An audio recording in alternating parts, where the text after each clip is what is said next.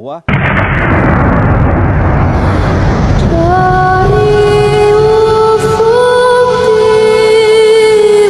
timur hingga ke ujung barat. Halo guys, jadi video ini akan menjelaskan tentang pelanggaran lalu lintas.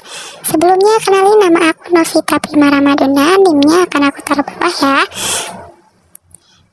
Check this one out, enjoy! Pelanggaran lalu lintas. Definisi pelanggaran lalu lintas. Pelanggaran lalu lintas adalah suatu perbuatan atau tindakan yang dilakukan seseorang yang mengemudi kendaraan umum atau kendaraan bermotor, juga pejalan kaki, yang bertentangan dengan peraturan perundang-undangan di bidang lalu lintas dan angkutan jalan.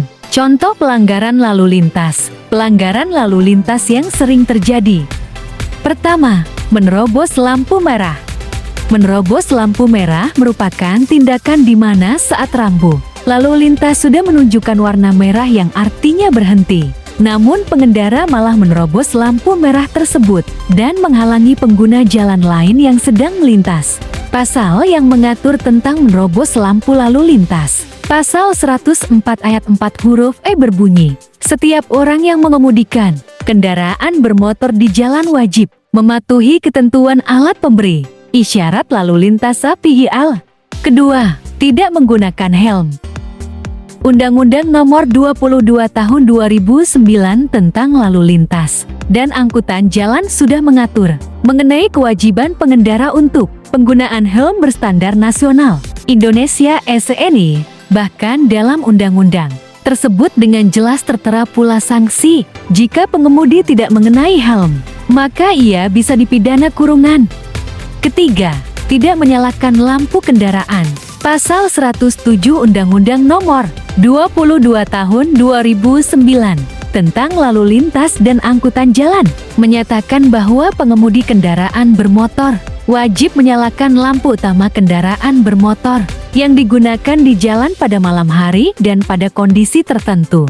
Kemudian ayat kedua dinyatakan pengemudi sepeda motor, selain mematuhi ketentuan sebagaimana dimaksud pada ayat 1, wajib menyalakan lampu utama pada siang hari. Pelanggaran sering terjadi, terutama untuk kewajiban menyalakan lampu di siang hari.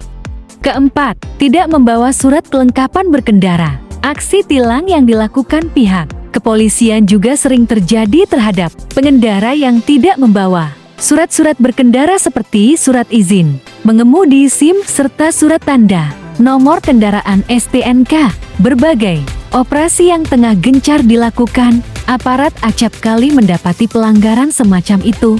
Setiap pengendara yang tidak dilengkapi surat tanda nomor kendaraan bermotor STNK atau surat tanda coba kendaraan bermotor STCK dipidana dengan pidana kurungan paling lama 2 bulan atau denda paling banyak Rp500.000. Tulis pasal 288 ayat 1 pada Undang-Undang OLAJ. Kelima, melawan arus counterflow. Di kota-kota besar seperti Jakarta, para pengendara sepeda motor acap kali bersikap seenaknya di jalanan dengan melawan arus. Mereka seolah tutup mata dengan adanya pengendara lain yang berjalan berlawanan arah dengan mereka. Keenam, menerobos jalur busway.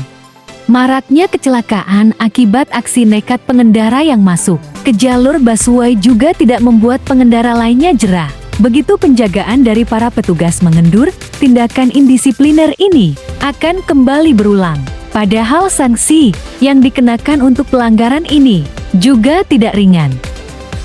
Penindakan itu merujuk pasal 285 ayat 1, pasal 106 ayat 3 Undang-Undang Nomor 22 Tahun 2009 tentang Lalu Lintas dan Angkutan Jalan (LLAJ). Aksi pengendara motor melawan arus juga jadi sasaran operasi Patuh Jaya. Sanksi denda Rp50.000 akan diberikan kepada pengendara yang melawan arus. Ketujuh, penggunaan kendaraan yang tidak memperhatikan aspek keselamatan. Saat ini banyak sekali pengendara yang memodifikasikan kendaraannya namun tidak sesuai dengan standar keamanan. Misalnya saja odong-odong kendaraan. Ini awalnya adalah minibus, namun Kendaraan ini kemudian dimodifikasi menjadi odong-odong yang penggunaannya juga tidak sesuai kualifikasi.